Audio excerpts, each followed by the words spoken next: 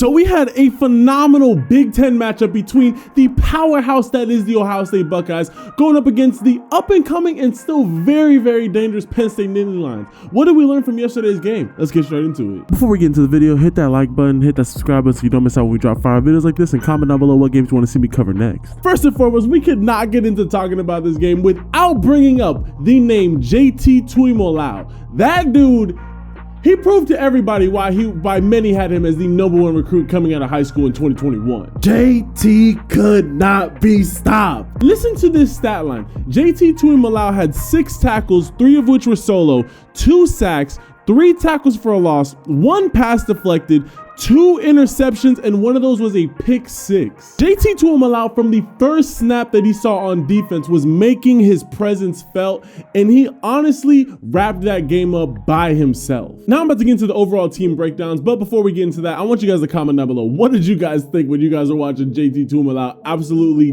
devastate the Nittany Lions? Be sure to comment that down below. Now let's get to breaking down each of these teams, and we'll be starting off with Penn State. I wrote this down here in my notes when I was watching the game. Penn State is a top 8 team in the country if they had a different quarterback. Sean Clifford to me is Tim Tebow. Tim Tebow, oh yeah, it's great. He comes out with these big time clutch wins, but he's the reason why you were down in the first place. That is Sean Clifford. Every single year, he does just enough to retain that starting spot, but he is always putting Penn State behind the back burner so early on in the game, and then they got to crawl their way back. And I don't care how well he was playing, he was responsible for all 4 of Penn State's turnovers. He threw 3 interceptions and had a fumble. You simply have to protect the ball better. I know that Ohio State has a vicious defense. I know that JT Tuimoloau decided to have a Hall of Fame type game versus you guys, but you have to do a better job of protecting the ball. It's just flat out that simple. But to me, the way that Penn State is set up right now and moving on into the future, I know that this is going to be a tough game for the Nittany Lion fans because this is going to be your second loss. It's going to really affect your guys' rankings. I don't think you guys will fall out of the top 25. You guys will probably slide somewhere between 18 and 19. However, it does suck because you guys were coming into this game 6-1. It was a home game. You had a lot set up for you guys to upset Ohio State. Things just didn't work out. Next year, I honestly believe that next year when Drew Allar is your guys' quarterback, that the star-studded 5-star kid that I saw as the second coming of Josh Allen, you guys are going to have not only one of the most explosive offenses in the country, but one of the scariest defenses in the country as well.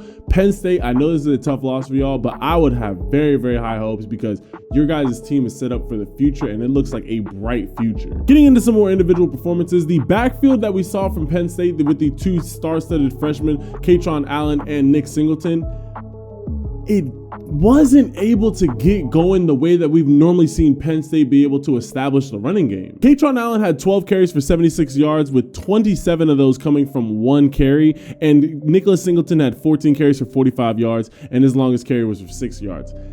Overall, they did a solid job of being able to, pick their spots where they're able to succeed in the running game. But overall, it just never seemed like Penn State was able to consistently get that running game going against Ohio State's defensive line. I'm not saying that the running game is bad. I'm just saying with what we have seen from this dynamic freshman backfield that Penn State has, I was expecting to see Penn State had 111 rushing yards.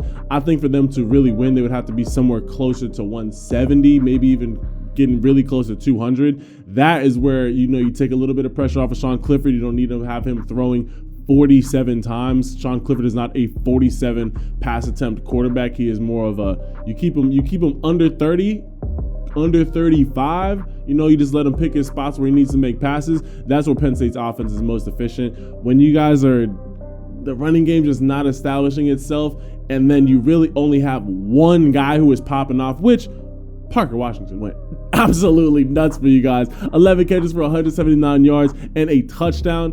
Dude was the only shining light that you guys had in the receiving game. Every other receiver, they had a couple of shot plays, but for the most part, Parker Washington was the only guy who was even getting open or seeing any type of success in the receiving game. And I know that on paper, it looks like the Nittany Lions defense gave up 44 points to the most high-powered offense in college football. However, when you look at where Ohio State's offense was getting the ball because JT Tuimoloau was going absolutely crazy, you have to really give Penn State a lot of props. They kept this game close for a long time. The true score should be 7 points less than that, so it should have been 37-31 if you take away that last second pick six. Hey, that's a pretty close game, especially when you see that 3 of those touchdown drives were within their 50-yard line.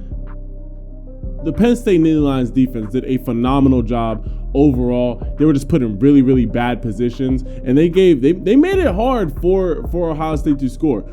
Now, I'll discuss Ohio State's offense here in a second because they're Ohio State and their offense is ridiculously good. But to focus on Penn State and to wrap up Penn State section, if I'm a Penn State fan, it's a tough loss. I can't lie. It's a tough loss. You guys had everything set up to upset Ohio State. It wasn't your guys' year. Next year, when you guys have I'm not going to say a real quarterback. I don't want to be straight disrespectful to Sean Clifford. But when you have a quarterback that you can lean on, a quarterback that can go out there and win you games, not just not lose them, that's where Penn State's going to be, in my opinion, a top 8 team in the country. And now moving over to those Ohio State Buckeyes. Ohio State proves why, in my opinion, they are the #1 team in the country. They have everything. They got the offense. They got the defense. They got the coaching. They got the quarterback. They got the defensive line. Everywhere that you look on Ohio State's team, it is full of star-studded playmakers, and then their backups are star-studded playmakers as well. Like I said, if you're going to talk about Ohio State in this game, you have to focus on JT Tuimoloau. From the beginning, he was causing havoc. He got the tip ball that led to a pick early, and I believe that was Penn State's first offensive drive. Then he comes back and gets a pick in the next drive, causing havoc, getting sacks, just being an overall pressure the entire game. And then gets the strip sack on Sean Clifford, and then goes and gets the just completely game-sealing pick six. JT Tuimoloau from the jump, this was his coming out game. This was the game where he let everybody know that, hey, I'm not only just one of the best defenders on Ohio State's team, I'm one of the best defenders in the entire country. And I think that everybody should be taking a look at JT Tuimoloau because he is going to be a hands-down first-round pick, and your favorite NFL team might benefit from getting him. On top of that, Tommy Eichenberg had yet another just purely dominant performance. He does such a good job of just racking up those quality tackles. He's not always getting the big flashy plays, but he's the guy when you need him to make a play, except for when Penn State missed those 2 field goals and then went again for it on 4th down, and then Kaytron Allen kind of just like whiffed his tackle. He missed the tackle right there. It's no biggie.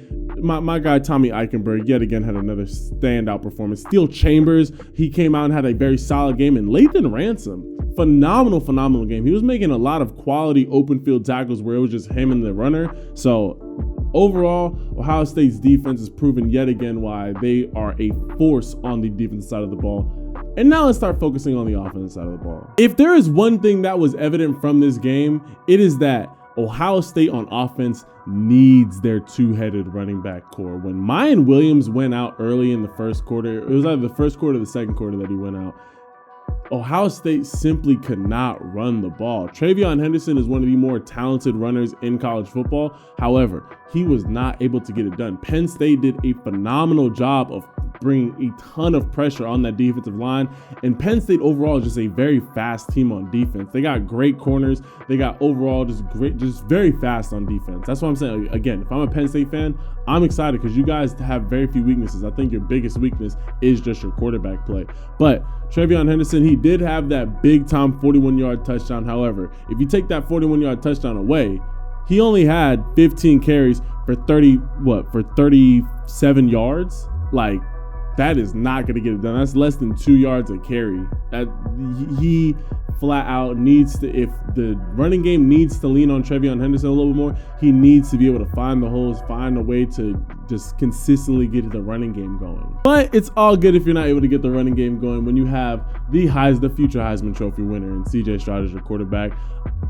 Everybody was like, oh, all the announcers were saying like, oh man, CJ Stroud doesn't look like he's got it. Ohio State's offense was a little bit pedestrian in the first half, only putting up 13 points in the first half, finishing off 3 potential touchdown drives and field goals is never great. However, in the second half, Ohio State absolutely kicked it in. In the fourth quarter, they put the pressure on when they needed to. Ohio State and my guy CJ Stroud, they could flat out move the ball when they need to. CJ Stroud was finding his guy Marvin Harrison Jr., who had another just phenomenal game. Marvin Harrison Jr., 10 catches for 185 yards, no touchdowns, but he was moving the chains every time he got fed the ball. Marvin Harrison Jr. is one of the best receivers in the entire country, and there's just no, there ain't no coming back to that. He is one of the best wide receivers in the entire country. CJ Stroud was finding him. CJ Stroud was finding and picking his points where he was able to just rifle the ball all throughout the field. CJ Stroud is one of the most accurate passers in the entire country. His ability to just drop a ball into a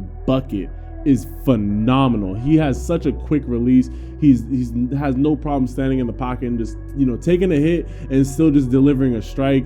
CJ Stroud had a great game. 26 of 33 for 354 yards and 1 touchdown, averaging 10.7 yards a throw. Dude was absolutely had another field day. It might not have been a crazy touchdown game, but he made the throws. He protected the ball. He didn't put the ball in harm's way. Overall, just another class game by CJ Stroud. And to me, I know that Georgia won and that they're not going to slide from the #1 team. To me, Ohio State is the #1 team in the country. They are the most feared team. Everybody should be on the lookout for them because Ohio State has no weaknesses. And by the time that Ohio State's getting ready to go into bowl season and into the college football playoffs, Jackson Smith and Jibba will be back. And that's going to make that team even scarier. Literally, Ohio State is about 4 or 5 deep at just 5-star wide receivers. I mean, you got Marvin Harrison Jr., who was a 4-star, but in my opinion, he was a 5-star guy. You got Jackson Smith and Jibba, 5-star. Julian Fleming, who was a 5-star. Emeka Egbuka, who was a 5-star. That's 4 5-star receivers that you got right there, on top of having Cade Stover, one of the better pass-catching tight ends in the country. Ohio State is absolutely stacked, locked, and loaded on offense. This game showed that they are really able to just apply pressure on defense. I mean, you take away one of those scores because it was just a missed tackle. Parker Washington, he did have a game. Overall, Ohio State's offense is always going to be able to outplay any other team's offense, and then the defense is going to do more than enough to be able to keep the game within reach. I mean, the defense was out there scoring touchdowns too. So overall, in my opinion, I think that after taking a look at this game, you have to put Ohio State as the #1 team. Maybe not on the AP poll, but in your mind and in the fan poll, I think that everybody knows that you put Ohio State versus Georgia, Ohio State's going to come out with that dub. But final marks, like I said, Ohio State, top dogs in the college football world. I think they are going to win the national title this year. And Penn State, if I'm a Penn State fan, this isn't the year. Just wait one more year. Let Drew Allar fully get just enveloped in that offense. Let him learn the playbook front to back, back to front.